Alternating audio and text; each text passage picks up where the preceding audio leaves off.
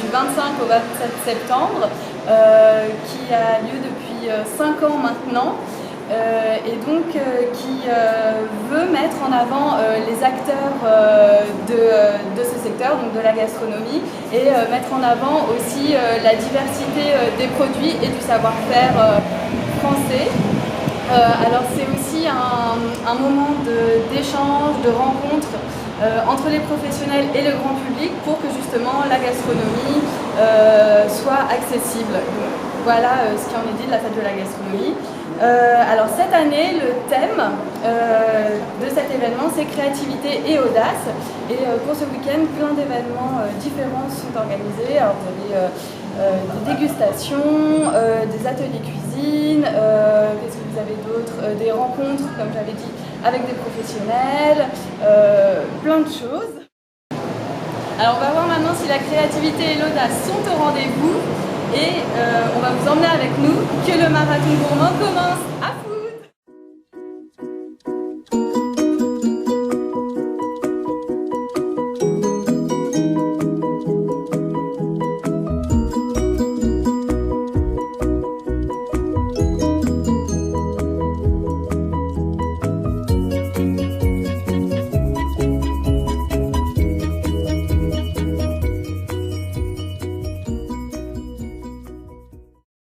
Première étape de la fête de la gastronomie, c'est une dégustation dans l'épicerie fine, ma collection marchande, qui a été ouverte en 2013 par Valérie Bloch. Donc c'est une épicerie qui propose des produits gastronomiques français qui sont faits par des petits artisans. Donc le concept un peu c'est d'allier la mode et la gastronomie, donc d'où le nom ma collection marchande de saveurs. Donc ça veut jouer, le concept veut jouer entre les goûts du moment et la gastronomie. Le principe de la boutique, c'est que des tout petits artisans. Ouais. Merci.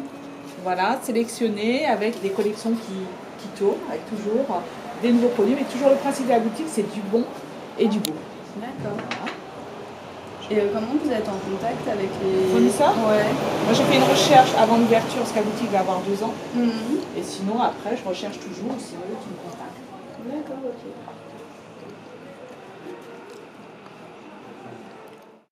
Les gens ils sont de boire, etc. Et après c'est au goût. En sachant que 80% des miels que vous mangez ne sont pas des vrais miels. Ouais, c'est des oui, miels de reconstitution. Ouais. Que là c'est des miels français. Voilà, c'est-à-dire que là il y a beaucoup, il y a malgré tout, il y a marqué fabriqué en Pyrénées. Si vous regardez en dessous, en vrai ça vient de Chine, etc. Et en vrai il n'y a rien qui est du miel dedans. C'est que de la reconstitution. Donc il faut surtout quand vous lisez les produits, etc. Si vous ne voulez pas acheter, etc. Il peut y avoir aussi des produits très haut de gamme qui sont de la merde, hein, faut le dire. Mais si, voilà, après, vous en rendez compte tout de suite au niveau du goût. Par exemple, une confiture, s'il y a plus de 45% de sucre, ça veut dire que ce n'est pas une vraie confiture. Quoi.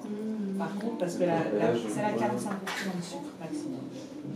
Si vous avez plus de 45%, c'est-à-dire que il y a même certaines confitures de presse qui n'ont même pas de fraise dedans. C'est que du truc de substitution.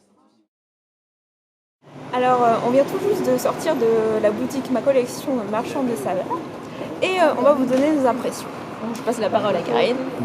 On a fait des dégustations, elle nous a proposé, elle nous a déjà très bien accueillis, et ensuite elle nous a proposé donc une terrine de canard, une confiture fraise et champagne et une confiture crumble qui a d'ailleurs remporté le prix du championnat de la meilleure confiture en 2013.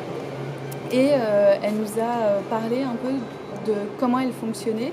Donc elle travaille véritablement avec des petits artisans qu'elle connaît et qui font des produits, qui créent déjà pour la boutique, qui font des produits en quelque sorte sur mesure pour la boutique. Donc elle travaille véritablement avec eux, il y a un échange. Donc on voit que la créatrice de la boutique, Valérie Bloch, est une connaisseuse et une experte dans son domaine.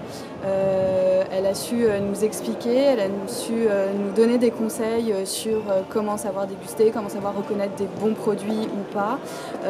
Et aussi, un de ses principes, c'est d'apporter un style à l'épicerie au même titre que la pâtisserie ou la chocolaterie.